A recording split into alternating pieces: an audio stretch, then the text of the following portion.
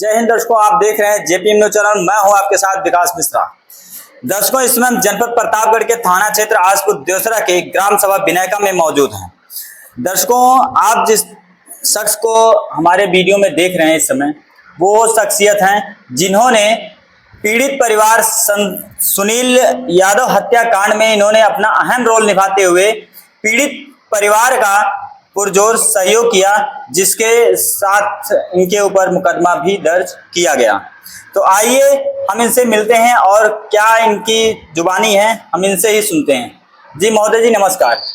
सबको नमस्कार जी। आप ये बताएं, जो है प्रथम तो हम बात करेंगे पट्टी, जो कि आपका विधानसभा क्षेत्र है। इस कल दिनांक 21 तारीख को गोलीकांड हुई, बहुत ही तगड़ी जो है गोलीकांड हुई, जो कि सीसीटीवी फुटेज के अनुसार ब्लॉक प्रमुख बेलखर नाथ धाम सुशील सिंह हैं, जिन्होंने जो है फायरिंग करते हुए नजर आए हैं और उनके साथ कुछ साथी भी थे। क्या इस विषय पर आप कुछ रोशनी डालेंगे? क्या आपको देखिए, ये जो कल की घटना है जी, इसकी जितनी भी निंदा की जाए उतनी कम है। जी पट्टी का वो हाल है जी कि कोई अपनी मर्जी से बैनामा नहीं लिखा सकता। जी अगर आप अपनी जमीन बेचने जा रहे हैं और कोई आपकी जमीन लिखाने जा रहा है जी जी तो उसको हफ्ता देना पड़ रहा है। जी उस रजिस्ट्री में गुंडा टैक्स देना पड़ रहा है। जी सब लोग जानते हैं। हमारे सम्मानित वकील लोग तहसील में बैठे हुए हैं जी, वो अपनी आंखों से देख रहे हैं, लेकिन चुपचाप बैठे हैं। जी। जैसा कि अभी आप पूछ रहे हैं कि बेलखर नाथ धाम के प्रमुख सुशील सिंह जी, आपने तो नाम ले लिया जी, और मैं कल से देख रहा हूं किसी चैनल वालों ने, जी, मीडिया वालों ने जी, अभी तक ये नाम नहीं लिया कि सुशील सिंह ने ही ये घटना घटित की। जी, जबकि आप लोग वीडियो फुटेज में देख रहे हैं जी, कि गोली कौन चला रहा है। जी, जी, वहां की पब्लिक भी देखी है कि गाड़ियों से कौन आया, मारपीट कौन किया, गोली कौन चलाया। जी, कोई छुपी नहीं, हर जगह सीसी फुटेज लगे हैं जी, और जो रजिस्ट्री ऑफिस में भी सीसी फुटेज लगे हुए हैं। जी, शुरुआत से ही नाम आ गया कि कौन गोली चलाया। जी, लेकिन कोई भी मीडिया के लोग जी, खुल के नाम लेने को तैयार नहीं। जी, इतनी दहशत है। जी, जबकि पीड़ित जो घायल हैं जी, वो सम्माननीय कप्तान साहब के यहाँ जाकर के पेश हुए, जी, अपनी समस्या को बताया कि हमको जमीन लिखाने नहीं दिया जा रहा है, जी, हमको धमकाया जा रहा है। जी। महोदय जी, जैसे ये पट्टी गोली कांड में 6 लोगों के ऊपर इनाम घोषित की गई है और 6 अभियुक्तों के ऊपर जो है 25-25 हजार का इनाम घोषित किया गया है, जिस संबंधित जो है पहला नाम ब्लॉक प्रमुख सुशील सिंह ही आता है। उसके बाद जो है संतोष सिंह, ओम सिंह, अजय सिंह, शिवम पांडे, विपिन पांडे पर इनाम घोषित किया जाता है। उसके बावजूद अभी तक कोई हिरासत तक नहीं पहुंच पाता है। देखिए, जब तक मौजूदा जो हमारे यहाँ कप्तान हैं जी, जब तक यहाँ मौजूद हैं तब तक गिरफ्तारी संभव है। जी, अब आप सोचते होंगे कि क्यों संभव है। जी, यही बगल जौनपुर है, इसके बाद बनारस है, बनारस के बाद चंदौली है। जी, आपका कार्यकाल चंदौली में रहा। जी, जी, बिहार और उत्तर प्रदेश का बॉर्डर है। जी, जी, कोई भी सत्ता पक्ष का नेता जी, आपके ऊपर दबाव नहीं बना पाया। जी, निष्पक्ष होकर आपने काम किया जी, और चंदौली को अपराध मुक्त बना के जी, आप प्रतापगढ़ आए हैं। जी, लेकिन अब प्रतापगढ़ की वो कहानी है, जी, यहाँ की मीडिया जी, और यहाँ के नेता, जी, तो जी, यहाँ की मीडिया और यहाँ के नेता, जी, पहले 2 लोग सुधर जाए तो यहाँ कोई अपराध नहीं होगा। जी, इसके पहले भी आप देखे होंगे जी, जी, कि बहुत से ऐसे कप्तान आए, जी, लखनऊ से चले, जी, रायबरेली नहीं पहुंचे, वहीं उनकी पोस्टिंग रद्द हो गई, वापस चले गए। जी, जी, कुछ ऐसे भी कप्तान आए जो अपना इतिहास बना के गए। जी, उनके समय में अपराध नहीं हुआ, अगर अपराध हुआ तो अपराधियों की कमर टूट गई। जी और ये भी आप देखे होंगे कि कुछ कप्तान ऐसे भी यहाँ आए जो कि एक रसूखदार नेता को जो है पापा बोलते थे, जी पैर छूते थे, जी ये भी आप लोग देखे हैं। जी।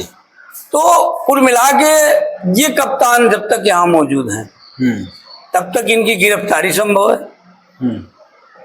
तब तक कानून का जो राज होना चाहिए वो भी संभव है। जी और यहाँ तो अभी कुछ दिन पहले जी एक दीक्षित कोतवाल आए थे। जी ऐसे कोतवाल की यहाँ जरूरत है। जी अपने आप सारी मशीनरी दुरुस्त हो जाएगी। जी जी। दूसरी बात एक चीज आपको बताएं कि एमडी खेप किसने लाई? यहाँ जो ड्रग्स, जो नशा जी फैलाया गया जी। पूरे पट्टी विधानसभा क्षेत्र जी। में, जी। उसको किसने लाया? उसको यही प्रमुख लाया, यही सुशील सिंह। जी पता नहीं कितनी खेप बॉम्बे और राजस्थान से लाकर कि पूरे जनपद प्रतापगढ़, बॉर्डर जौनपुर, बॉर्डर सुल्तानपुर, सभी युवा लड़कों को इसने खराब कर डाला। जी पहले उनको जो है एमडी खिलाया, एमडी की गिरफ्त में जब आ गए तो उनसे धंधा करवाया, जी उनसे एमडी बिचवाया। जी और जब पूर्व में कोतवाल दीक्षित रहे, जी जब वर्कआउट किए, जी जब स्थानीय देवसरा पुलिस की सहयोग से जी दोनों कोतवाल जब इस चीज में हाथ डाले, जी तो जब असली जड़ पे पहुंचे जी तो इसमें राजनीति शुरू हो गई यहाँ से लखनऊ तक। जी। और नतीजा क्या निकला आपके सामने कि कोतवाल जो है 1.5-2 महीने नहीं रहने पाया और यहाँ से हटा दिया गया। जी तो यहाँ ये लोग उस कोतवाल को चाहेंगे जी कि जो दोनों हाथ से पैसा लेता हो और जैसे ये लोग चलाएं वैसे प्रशासन चले। जी। तो अपराध तो होना है।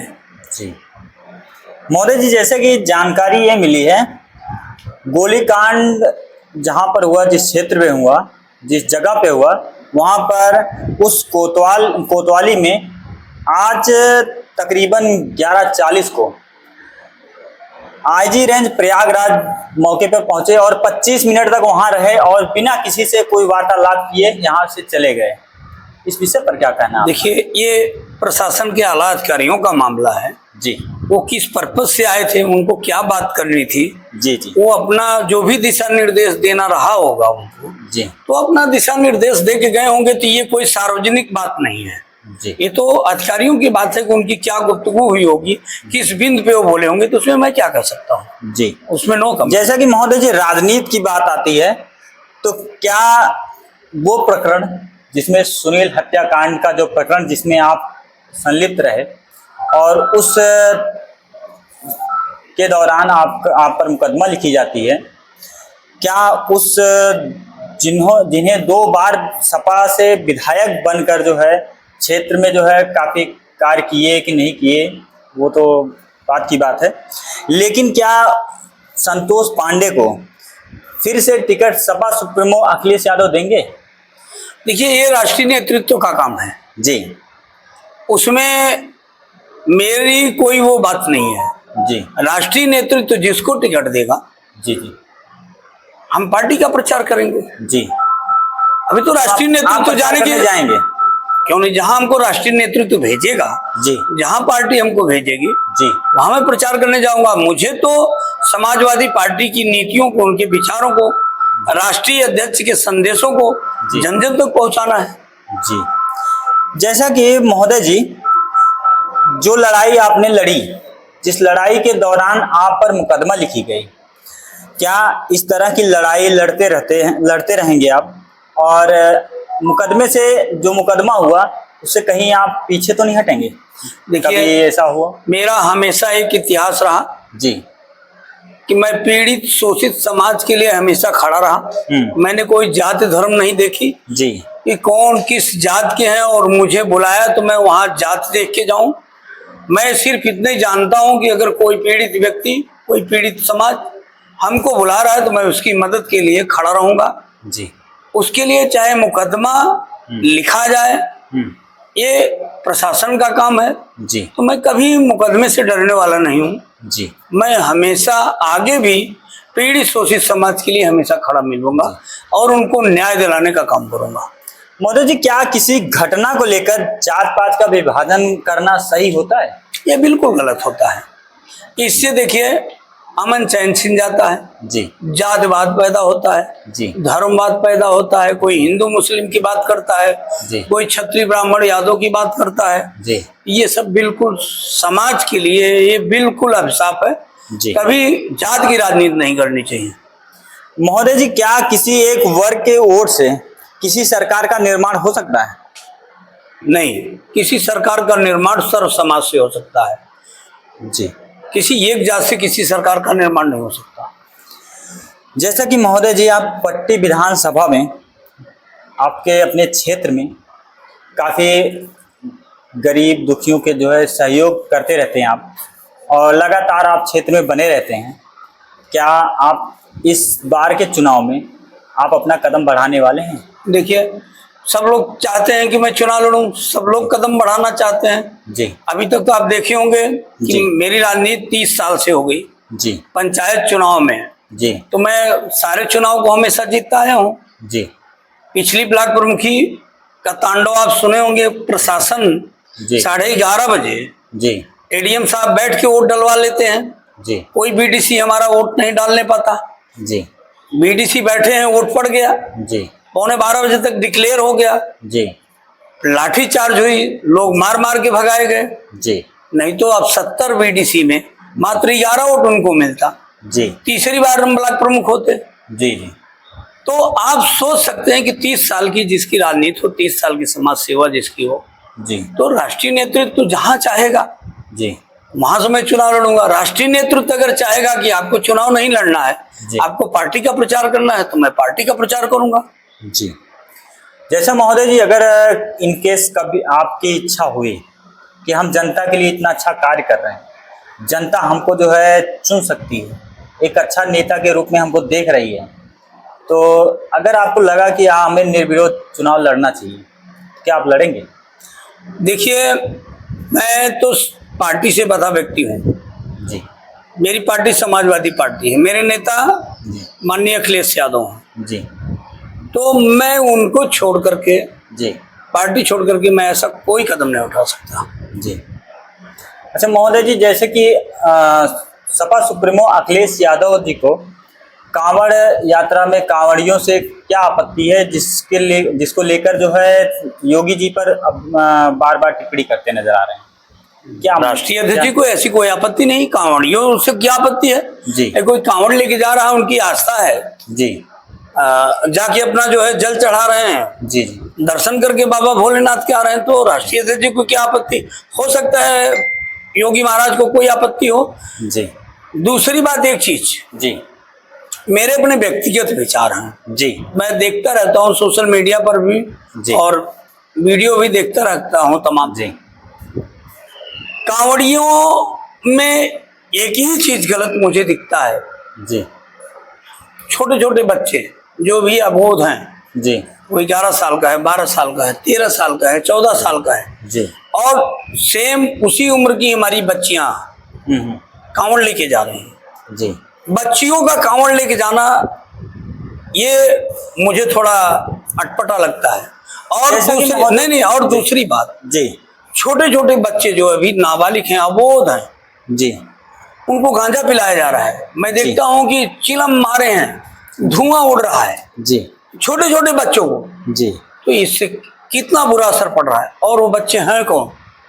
महोदय जी, जैसा कि ठीक है, बच्चों के साथ में ये जो है गलत कार्य हो रही है, और इस पर जो है अंकुश लगना अनिवार्य है। कि बच्चों को हर कोई कर रहा है नहीं कर रहा है वो तो बात की प्रश्न है, लेकिन बच्चों को ये मादक पदार्थों के जो है सेवन से दूर रखी जाए तो ज़्यादा बेहतर होता है। हालांकि जो है कहीं भी मादक पदार्थ मिलती है तो वहाँ पर लिखा होता है 18 वर्ष से कम उम्र के लोगों को मादक पदार्थ नहीं दिया जाएगा।